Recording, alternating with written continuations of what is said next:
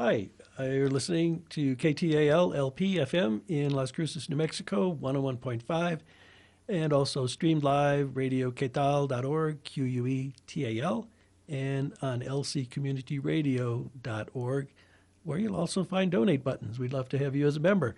Right now, I'm your host, Vince Gucic, talking with Professor Kathryn Hanley from biology at NMSU about arthropod-borne viral diseases, especially those scary ones, Zika, dengue, chikungunya, and so on. We left off talking about treatments for viral diseases, which are not really there yet. So the one that I heard of was derivatives of adamantane, which as a chemist is a really interesting molecule to me because it's tricyclic and a very unusual shape. So are adamantane derivatives actually useful? Against influenza, you're saying? Or any of the viral diseases. Right. So some of these derivatives have been used, and the problem is that we get rapid evolution of resistance to them. And so this is a problem that is maybe best illustrated by the anti-HIV drugs. So we don't have very many antivirals. If you were to go to, if there were a great grocery store of different treatments for diseases, you'd see a huge aisle full of antibiotics that are useful for treating bacteria, and you would see maybe one shelf with a few antivirals. And that's because viruses utilize host cell machinery for their own life cycle, and it's very hard to hit a virus without also hitting the host and making the host sick. However, the scientific community, not me personally, has done a really good job in developing new treatments for HIV. But we're in a race because these are very mutable viruses, and as soon as you start treating them, you are selecting for those variants that are resistant to the treatment. And so we see rapid evolution of viruses to these compounds, and once resistance is widespread enough, the compounds are no longer useful. Yeah, one thing we should both emphasize is antibiotics are not useful. They're worse than useless in viral infections. That is absolutely true. So if you go to the doctor with flu and you ask for an antibiotic, and if you don't have a carry-on bacterial infection along with the flu, the antibiotic not only doesn't help you, but it selects for resistance to that antibiotic within your own what's called microbiota. You, as a human being, have millions and billions of bacteria living on you. And when you treat them with antibiotics, you might kill off good ones. And for some that have the potential to go bad, you may select for them to become resistant, so that if you do then develop a bacterial disease, you'll find that the doctors can't treat you as easily because you already have resistance in your own body to those drugs. That's one of the reasons that I was reluctant when Llewellyn and I went to Vietnam and Cambodia to take doxycycline.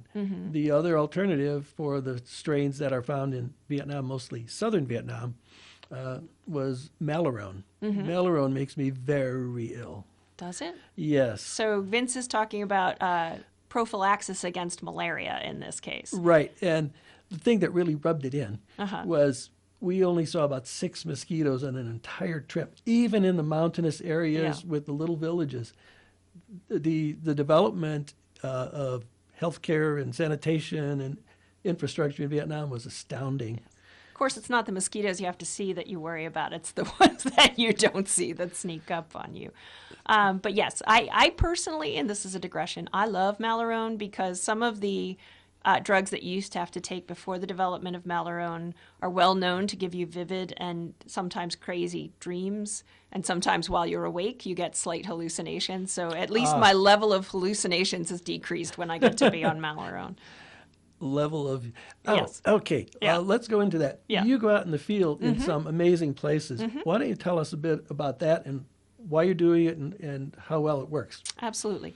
So as I mentioned, I'm really interested in these ancestral sylvatic viruses that occur in the forest canopy, and I don't just study them in the laboratory, I go to the forest to get them. And so we have research programs ongoing in Senegal, in Africa, in Borneo in Southeast Asia, and just recently in Manaus in South America. And we're interested in a wide number of things, but we're particularly interested in what the ecological factors are that influence the movement of sylvatic viruses into humans, which we call spillover. So what are the factors that promote spillover? And in particular, we are interested in how land cover changes the populations of mosquitoes and promotes opportunity for spillover. So we've done a lot of work studying mosquito communities in different types of land cover. And in Southeast Asia, we're particularly interested in the insertion of oil palm and how that might promote or suppress spillover. Or suppress. I've only heard bad things about oil palm. Yes, and in no point should anybody take me as a proponent of oil palm agriculture. But for those who aren't familiar, if you go to the grocery store, the real grocery store this time, and look at processed foods, you will have a hard time finding food that doesn't have palm oil in it. And not only that, shampoos and so on. And shampoos and cosmetics, everything has palm oil in it, which makes it an extremely valuable crop. Consequently, a large number of forests are being cut down and replaced with oil palm plantations to harvest this crop. And so we have been studying what that does to mosquito communities, both at the edge between oil palms and forests, and then within interior oil palms.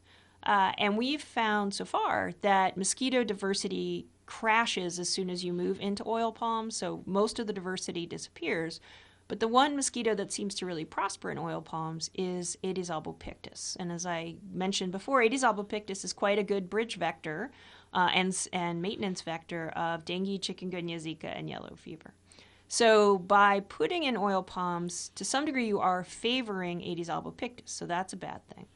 However, these oil palm plantations are just drenched in herbicides and insecticides. And so the overall levels of mosquito abundance are actually quite low within oil palms. And we think that has a lot to do with the chemicals that are being sprayed all over them. To some degree, that is actually, in terms of infectious disease, that's a good thing. They're knocking down mosquitoes. But going forward, we're worried that that level of exposure to different chemicals is going to promote resistance to the chemicals that we do use to control mosquitoes when there's a big outbreak. What do they use in, say, Southeast Asia? We've been cautioned not to even ask. So we were only allowed to work in oil palm when we gave our promise that we would not do any water quality analysis or any chemical analysis. I remember you saying that. Yes, so we're in a don't ask, don't tell policy with regard to chemical treatment. Okay, so what's a typical day out in the field? Or there is no typical day, is that right? Well, that's what I love about field work is there's rarely a typical day, except that you are guaranteed to sweat hard and you are guaranteed to work hard. So typically we load ourselves up with water and mosquito traps. We do a lot of what's called random sampling. So we'll go to the site that the random sampling scheme has told us we must go to. Very often that's the least accessible site you can imagine. So we'll be scrambling up rocks. We'll be treading through forest where there are snakes not only on the ground but hanging in the vegetation. We're often working with a machete or a parang or some other sharp knife to try to clear the path, and we've had a few accidents with those. And then eventually we get to our random site, we put down our trap, and then we have to do the whole thing again the next day to collect our trap again and haul it back out. So what is the worst encounter you had with other than mosquitoes?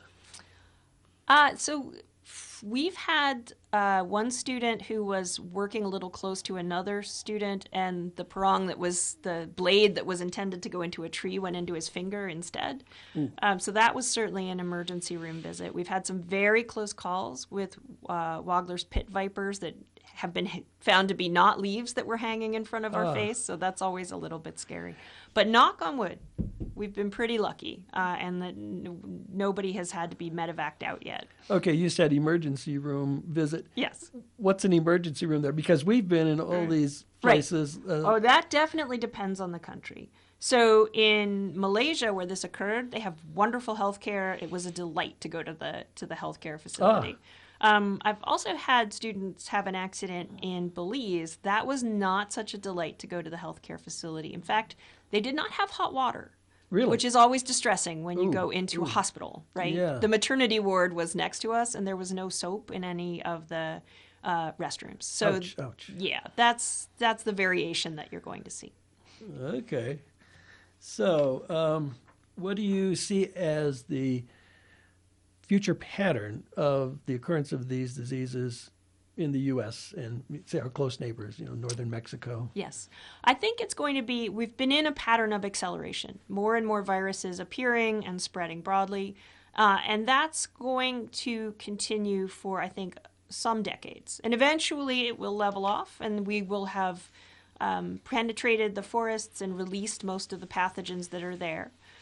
Concurrently, though, Wait a minute. Released most of the pathogens? Right. Because each time we cut down a forest, especially in a biodiversity hotspot, yeah, and we haven't gone through and prospected those forests to ask what's there. So we're using something that I call the sentinel human approach. That is, we're just chopping these forests down, we're exposing people to whatever's there, and then we are usually finding these pathogens in people. It would be much more effective to go to the forest and find them in their natural hosts. But unfortunately, public health as it's structured now is very reactive. So once Ebola has hopped out into the Americas, we throw billions of dollars at the problem. The problem could have been averted if we had been in Africa doing proper surveillance, doing monitoring in the first place. And I'm not the only person saying this. Many scientists told many funding agencies this. But it's very hard to get funding to study a problem that hasn't yet become a problem. Well, look at the reaction to SARS. Where exactly. We prevented an epidemic, so it wasn't going to be a problem anyway. Yeah. No, it was potentially going to be a global problem. We were lucky. We were so lucky with SARS. But the next time we may not be so lucky. Right. Where are these biodiversity hotspots that you might point to say we should really be doing something in advance of finding out the parasites that are there? So we're in some of them. So certainly Southeast Asia. There has been relatively little work to catalog the viruses and other pathogens that have potential for emerging into people in Southeast Asia.